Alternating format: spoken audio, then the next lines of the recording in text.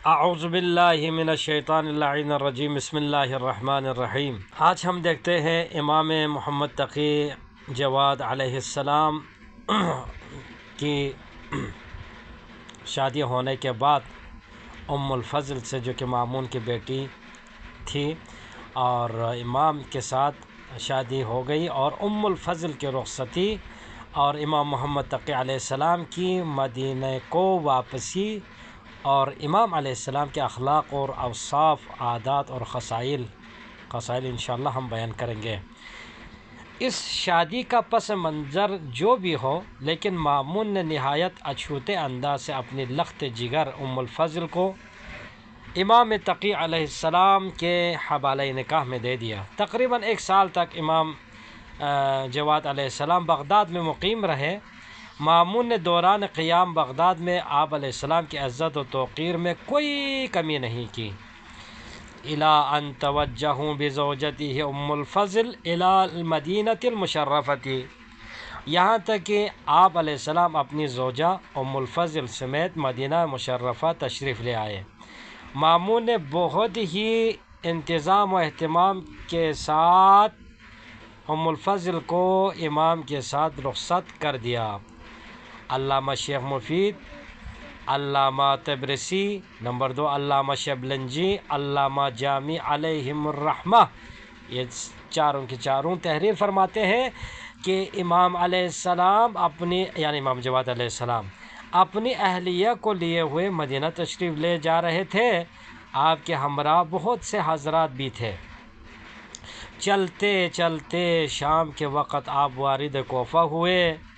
جب کوفہ وہاں پہنچ کر آپ نے جناب مسیب کے مکان پر، اس کے گھر میں قیام فرمایا، اور نماز مغرب پڑھنے کے لیے وہاں ایک نہایت ہی قدیم مسجد میں تشریف لے گئے۔ امام جواد علیہ السلام نے اس مسجد میں وضو کے لیے پانی طلب کیا۔ پانی آنے پر آپ ایک ایسے درخت کے تھالے پر وضو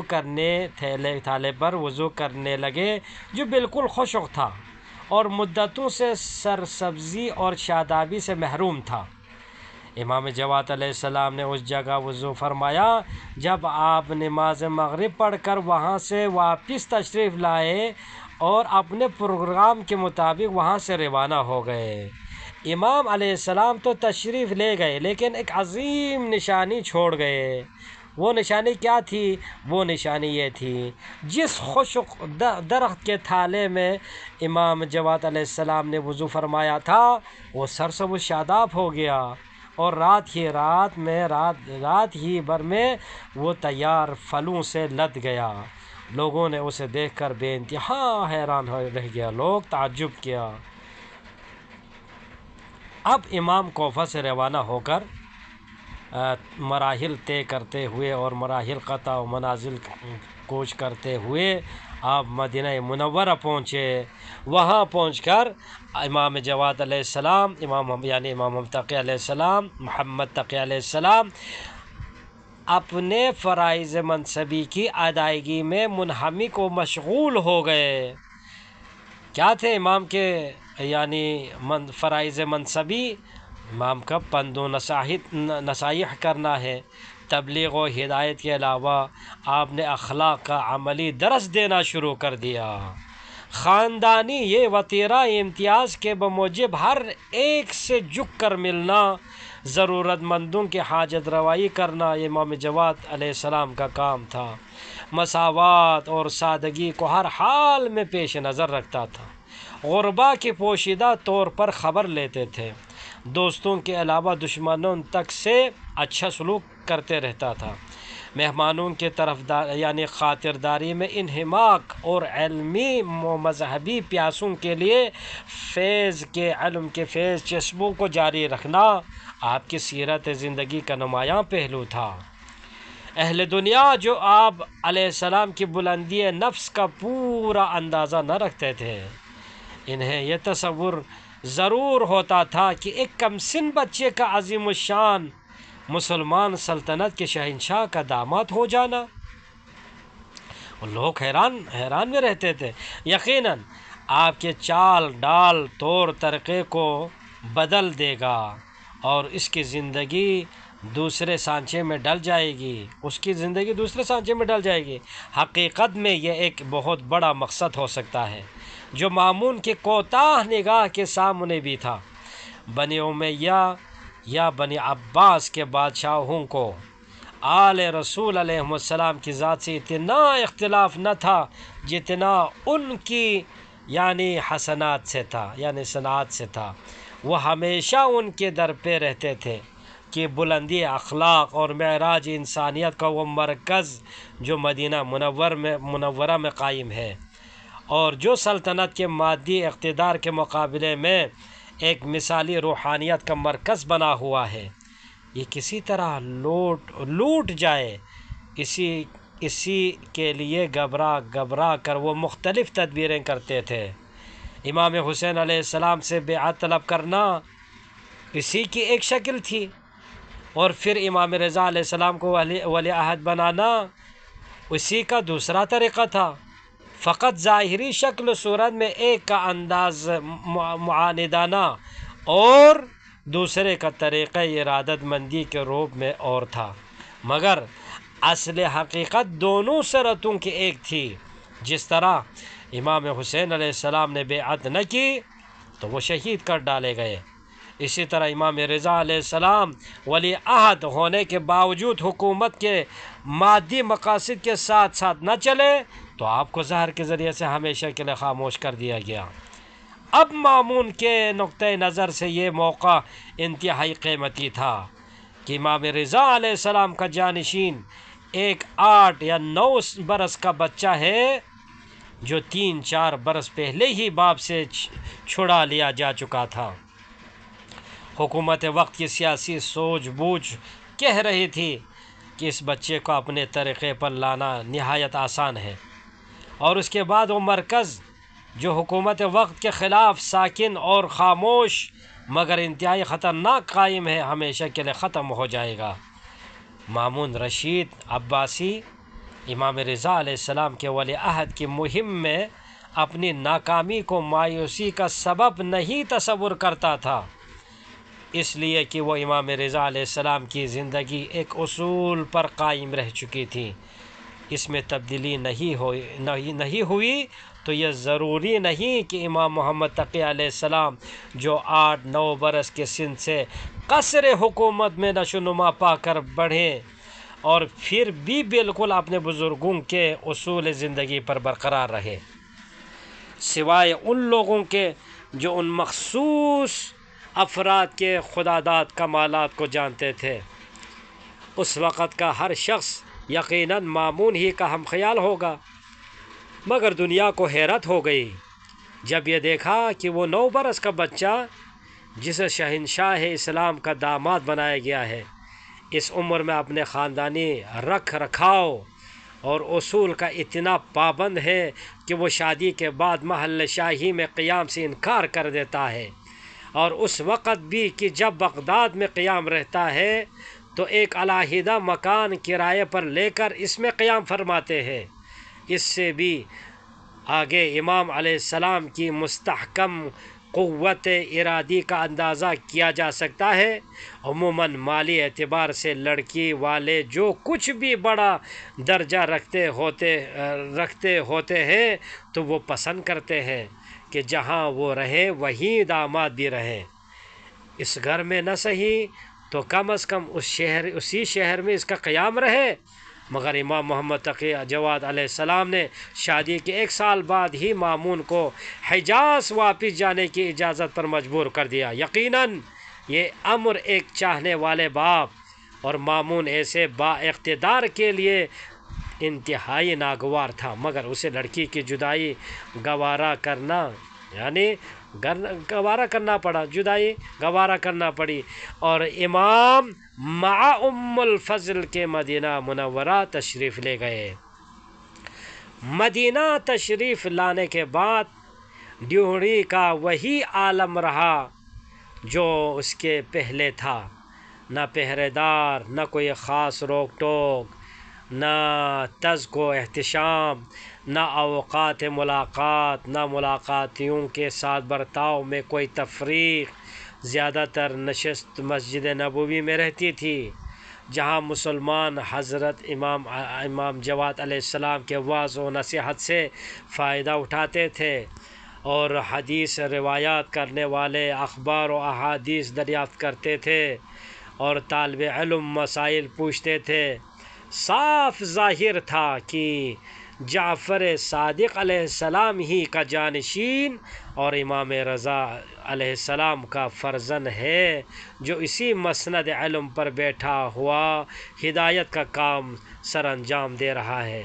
امور خانہ داری آپ دیکھیں، امور خانہ داری اور ازدواجی زندگی میں آپ علیہ السلام کے بزرگوں نے اپنی بیویوں کو جن حدود میں رکھا ہوا تھا، انہی حدود میں امام جواد علیہ السلام نے ام الفضل کو بھی رکھا۔ امام علیہ السلام نے اس کے متعلق پرواہ نہ کی کہ آپ کی بیوی ایک شہنشاہ وقت کی بیٹی ہے، اس کی پرواہ ہی نہیں کی۔ چنانچہ ام الفضل کے ہوتے ہوئے امام جواد علیہ السلام نے حضرت عمار یاسر کی نسل سے ایک محترمہ خاتون کے ساتھ عقد بھی فرمایا، اور قدرت کو نسل امامت اسی خاندان سے باقی رکھنا منظور تھی۔ یہی امام علی نقی علیہ السلام کی ماں ہوئی، اور ام الفضل نے اس کی شکایت اپنے باپ مامون کے پاس لکھ کر بھیجی۔ مامون کے دل کے لیے بھی یہ کچھ کم تکلیف دہ امر نہ تھا، مگر اسے اب اپنے کیے کو نبھانا تو تھا۔ اس نے ام الفضل کو جواب میں لکھا، میں نے تمہارا عقد ابو جعفر کے ساتھ اس لیے نہیں کیا کہ ان پر کسی حلال خدا کو حرام کر دوں۔ خبردار، مجھ سے اب اس قسم کی شکایت نہ کرنا۔ یہ اس کے لیے تکلیف ہو کر اس نے لکھا ہے دل سے۔ یہ جواب دے کر حقیقت میں اس نے اپنی خفت مٹائی ہے۔ کس نے؟ مامون نے۔ ہمارے سامنے اس کی نظریں موجود ہے، نظیریں موجود ہے کہ اگر مذہبی حیثیت سے کوئی با احترام خاتون ہوئی ہے تو اس کی زندگی میں کسی دوسری بیوی سے نکاح نہیں کیا گیا، جیسے پیغمبر اسلام علیہ السلام کے لیے جناب خدیجہ علیہ السلام، اور حضرت علی مرتضیٰ علیہ السلام کے لیے جناب فاطمہ الزہراء سلام اللہ علیہا ہے۔ جیسے کہ انہوں نے جو ہے نا با احترام خاتون تھی تو ان کی زندگی میں کسی دوسری بیوی سے نکاح نہیں کیا، مگر دیکھو یہاں پر شہنشاہ دنیا کی بیٹی کو یہ امتیاز دینا صرف اس لیے کہ وہ ایک بادشاہ کی بیٹی ہے، اسلام کی اس روح کے خلاف تھا جس کے آل محمد علیہ السلام محافظ تھے۔ اس لیے امام جواد علیہ السلام نے، امام محمد تقی جواد علیہ السلام نے اس کے برخلاف طرز عمل اختیار کرنا اپنا فریضہ سمجھا۔ اب ہم دیکھتے ہیں امام محمد تقی علیہ السلام اور طی العرض، یہ کیا ہے؟ دیکھیں، امام محمد تقی علیہ السلام اگرچہ مدینہ میں قیام فرما تھے، لیکن فرائض کی وسعت نے آپ کو مدینہ ہی کے لیے محدود نہیں رکھا تھا۔ آپ مدینہ میں رہ کر اطراف عالم کے عقیدت مندوں کی خبرگیری فرمایا کرتے تھے۔ یہ ضروری نہیں ہے کہ امام جس کے ساتھ کرم گستری کی جائے وہ آپ کے کوائف و حالات سے بھی آگاہ ہو۔ عقیدہ کا تعلق دل کی گہرائی سے ہے کہ زمین و آسمان ہی نہیں، ساری کائنات ان کے تابع ہوتی ہے۔ انہیں اس کی ضرورت نہیں پڑتی کہ وہ کسی سفر میں مراحل طے کرنے کے لیے زمین اپنے قدموں سے ناپا کرے۔ ان کے لیے یہی بس ہے کہ جب اور جہاں چاہے چشم زدن میں پہنچ جائے، اور یہ عقلاً محال بھی نہیں ہے۔ ایسے صاحبان خدا کے اس قسم کے واقعات قرآن مجید میں بھی ملتے ہیں۔ دیکھیے، آصف بن برخیا وصی جناب سلیمان نبی اللہ علیہ السلام کے لیے علماء نے اس قسم کے واقعات کا حوالہ دیا ہے۔ ان میں سے ایک واقعہ ہے کہ آپ مدینہ منورہ سے روانہ ہو کر شام پہنچے۔ کون؟ امام جواد علیہ السلام چشم زدن میں مدینہ منورہ سے روانہ ہو کر شام پہنچے۔ وہاں ایک شخص کو اس مقام پر عبادت میں مصروف و مشغول پایا جس جگہ امام حسین علیہ السلام کا سر مبارک لٹکایا گیا تھا۔ امام جواد علیہ السلام نے اس سے کہا کہ میرے ہمراہ چلو۔ وہ روانہ ہوا۔ وہ شخص ابھی چند قدم بھی نہ چلا تھا کہ اس نے دیکھا کوفہ کی مسجد میں جا پہنچا ہے۔ وہاں نماز ادا کرنے کے بعد جو روانگی ہوئی تو صرف چند منٹوں میں مدینہ منورہ اس نے دیکھا کہ وہاں پر پہنچے ہیں، اور وہاں پر اس نے امام جواد علیہ السلام کے ساتھ زیارت اور نماز سے فراغت کی گئی۔ پھر وہاں سے چل کر چند لمحوں میں مکہ معظمہ رسیدگی ہو گئی۔ طواف اور دیگر عبادات سے فراغت کے بعد آپ علیہ السلام نے چشم زدن میں اس شخص کو شام کی مسجد میں پہنچا دیا۔ وہ خود نظروں سے اوجل ہو کر مدینہ منورہ جا پہنچے۔ پھر جب دوسرے سال آیا تو امام جواد علیہ السلام بدستور شام کی مسجد میں تشریف لے گئے اور اس عابد سے کہا کہ میرے ہمراہ چلو۔ چنانچہ وہ چل پڑا۔ امام محمد تقی علیہ السلام نے چند لمحوں میں ہی سال گزشتہ کی طرح اس سال بھی تمام مقدس مقامات کی زیارت کرا دی۔ اس کو پہلے ہی سال کے واقعے سے وہ شخص بے انتہا متاثر ہوا تھا کہ دوسرے سال بھی ایسا ہی واقعہ ہو گیا۔ اب کی مرتبہ اس نے مسجد شام واپس پہنچتے ہی اس عابد نے ان کا دامن تھام لیا اور قسم دے کر پوچھا کہ فرمائیے آپ اس عظیم کرامت کے مالک کون ہیں؟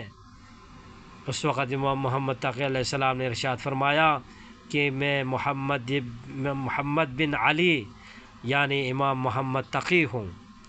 اس نے بڑی عقیدت اور تعظیم و تکریم کے مراسم ادا کر دیے۔ امام کے بوسہ کیا، امام کے دست مبارک کو بوسہ دیا۔ آپ کے واپس تشریف لے جانے کے بعد یہ خبر بجلی کی طرح تمام عالم میں پھیل گئی۔ جب والی شام محمد بن عبد الملک کو اس کی اطلاع ملی اور یہ بھی پتہ چلا کہ لوگ اس واقعے سے بے انتہا متاثر ہو گئے ہیں، تو اس نے اس عابد پر مدعی نبوت ہونے کا الزام لگا کر اسے قید کر دیا اور پھر شام سے منتقل کر کے عراق بھجوا دیا۔ کس نے؟ محمد بن عبد الملک نے۔ اس عابد کو یعنی اس واقعے کی شہرت ہونے سے اس کو حسد ہوئی، اس نے شام سے منتقل کر کے عراق بھجوا دیا۔ اس نے والی کو قید خانے سے ایک خط بھیجا جس میں لکھا میں بے خطا ہوں، مجھے رہا کیا جائے۔ تو اس نے خط کے پشت پر لکھا کہ جو شخص تجھے شام سے کوفہ سے مدینہ، مدینہ سے مکہ اور پھر وہاں سے شام پہنچا سکتا ہے، اپنی رہائی میں اسی کی طرف رجوع کر۔ اس جواب کے دوسرے دن ہی تھا یہ شخص مکمل سختی کے باوجود سخت ترین پہرہ کے ہوتے ہوئے قید خانے سے غائب ہو گیا۔ علی ابن خالد راوی کا بیان ہے کہ جب میں قید خانے کے فاٹک پر پہنچا تو دیکھا کہ تمام ذمہ داران حیران و پریشان ہیں اور کچھ پتہ نہیں چلتا کہ عابد شامی زمین میں سما گیا یا آسمان پر اٹھا لیا گیا۔ علامہ شیخ مفید علیہ الرحمہ لکھتے ہیں کہ اس واقعے سے علی ابن خالد جو دوسرے مذہب کا پیرو تھا، امامیہ مذہب کا معتقد ہو گیا۔ اور امام محمد تقی علیہ السلام کے بعض کرامات انشاءاللہ ہم آئندہ آنے والے نشست میں بیان کریں گے۔ والحمدللہ رب العالمین۔ اللہم صلی علی محمد و آل محمد۔